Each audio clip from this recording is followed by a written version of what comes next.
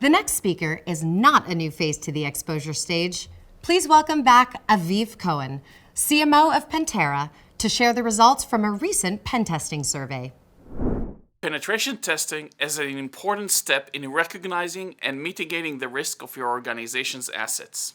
In this session, I will present the finding of our CISO survey focusing on pen testing and the 2023 security outlook. We conducted this survey to help you benchmark your security practices against those of your peers and to understand how IT security is changing globally. Here we go. Let me begin with giving you some of the background on the survey participants. The State of Penetration Testing Survey was conducted by Pentera with 300 CISOs from a broad range of industries. And the thing is, we asked them both in the United States as well as in European countries, UK, Germany, and France. All of the respondents are from cybersecurity and IT teams. 49% are CISO and 41% are CIOs. All of them are directors, VP, or C-level executives in the security industry. The majority of respondents work in mid-sized companies between 1,000 and 5,000 employees. 42% work in large companies of 5,000 to 10,000 employees, and 7% are from companies with above 10,000 employees. Let's go with our first survey question. Defense in depth is a strategy that helps organizations manage exposure and risk. We wanted to learn about the amount of complexity involved in validating security controls and the security stack as a whole. So we asked the CISOs, how many security solutions does your company have across all your infrastructure? According to our research, companies use 44 security tools on average. That's a lot of moving parts and controls to manage and validate. On the other side of that coin, we asked about breach incidents and learned that having a complex defense in-depth strategy does not necessarily result in security resiliency to attacks. A staggering 88% of respondents admitted to being compromised by a cyber attack in the past 24 months. 88%, out of which 45% of respondents experienced a cyber attack in the past 12 months. When we look at the cyber attacks by time and region, we see that Europe has been hit particularly hard in the past year. From the European cohort, 57% report of a breach incident in the past 12 months. This may be explained by the increase of cyber attacks across Europe due to the Russian-Ukraine conflict. Moving topics. So how are we doing on budgeting or IT security spending? We started by asking our respondents how their annual security budgets look like. We found out that in 2022, pen testing budgets averaged $208,000. This is a substantial investment. The next question was about the expected change in cybersecurity budgets going into 2023. Now, mind you, this survey was conducted in December 2022, going into January 2023, when planned budgets were pretty much approved. So, contrary to expectations, we found that the current financial slowdown is not impacting cybersecurity. Just the opposite, in fact. 92 of our CISOs reported that they actually plan to increase their overall IT security spending in 2023. And more specifically, 86% of organizations are raising their pen testing budgets accordingly. When we look at budgets by region, it is clear that in Europe, budgets are growing faster than in the United States. Very interesting. Given what we've learned about the European cyber attack climate, this doesn't come as a surprise. Next, then we asked what are the biggest barriers when it comes to more frequent pen testing exercises. Turns out that 45% of CISOs are afraid of risk of their business continuity, and 41% of CISOs actually don't do more pen testing because of pen tester availability.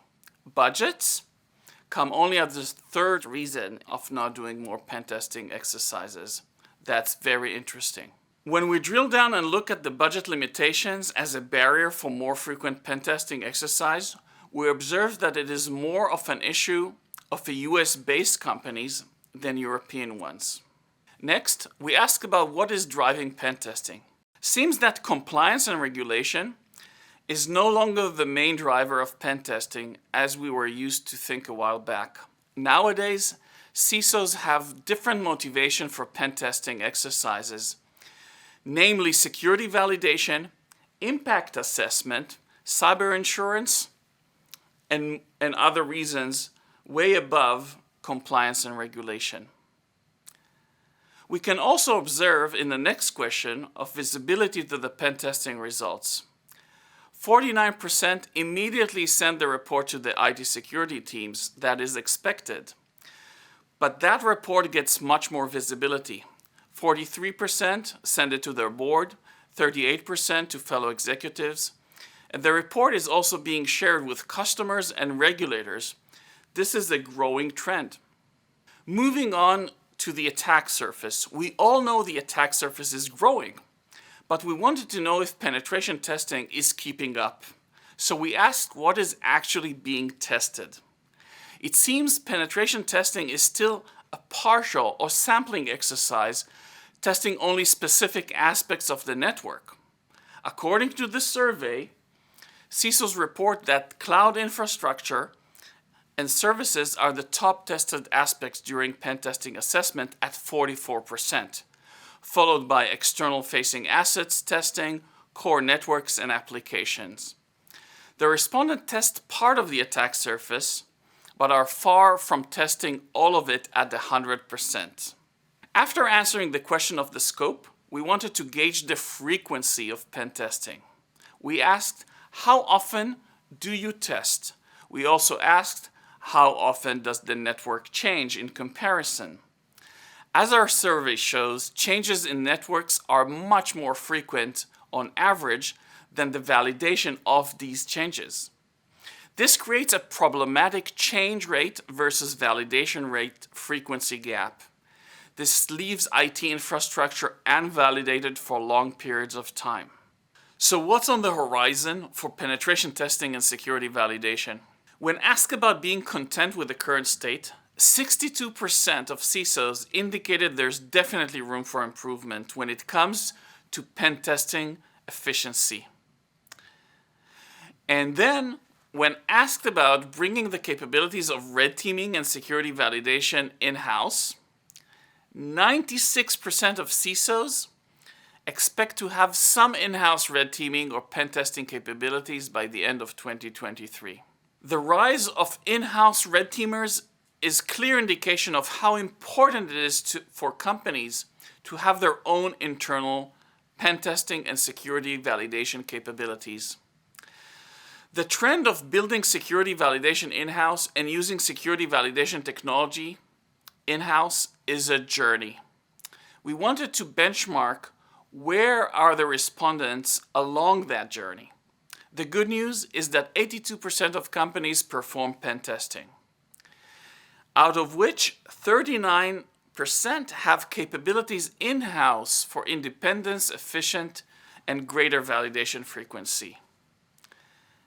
And the good part, or the best part, is that 15% are on the advanced end and are also using automation tools such as Pentera.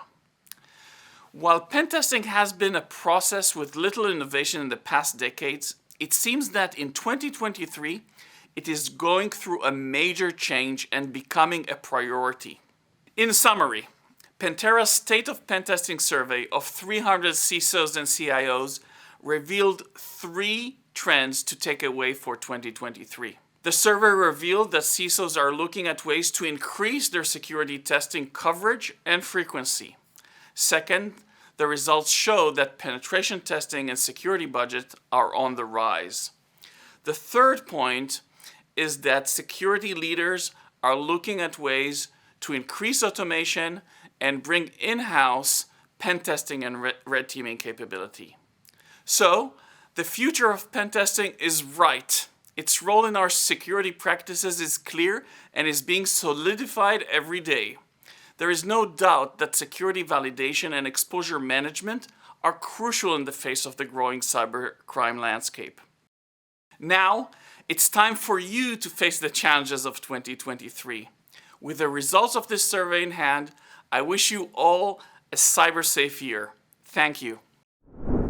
Wow, it is great to hear what security leaders have been thinking.